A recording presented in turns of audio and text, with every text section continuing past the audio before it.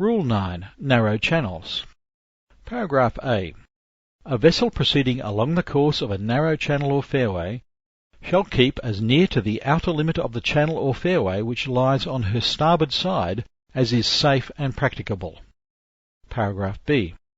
A vessel of less than 20 metres in length, or a sailing vessel, shall not impede the passage of a vessel which can safely navigate only within a narrow channel or fairway. Paragraph C. A vessel engaged in fishing shall not impede the passage of any other vessel navigating within a narrow channel or fairway. Paragraph D. A vessel shall not cross a narrow channel or fairway if such crossing impedes the passage of a vessel which can safely navigate only within such channel or fairway. The latter vessel may use the sound signal prescribed in Rule 34, paragraph D, if in doubt as to the intention of the crossing vessel.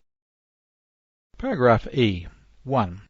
In a narrow channel or fairway, when overtaking can take place only if the vessel to be overtaken has to take action to permit safe passing, the vessel intending to overtake shall indicate her intention by sounding the appropriate signal prescribed in Rule 34, paragraph C.1.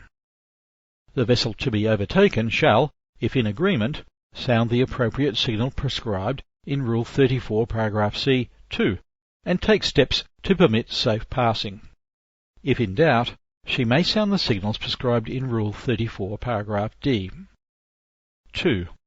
This rule does not relieve the overtaking vessel of her obligation under Rule 13. Paragraph F. A vessel nearing a bend or an area of a narrow channel or fairway where other vessels may be obscured by an intervening obstruction shall navigate with particular alertness and caution, and shall sound the appropriate signal prescribed in Rule 34, paragraph E. Paragraph G. Any vessel shall, if the circumstances of the case admit, avoid anchoring in a narrow channel.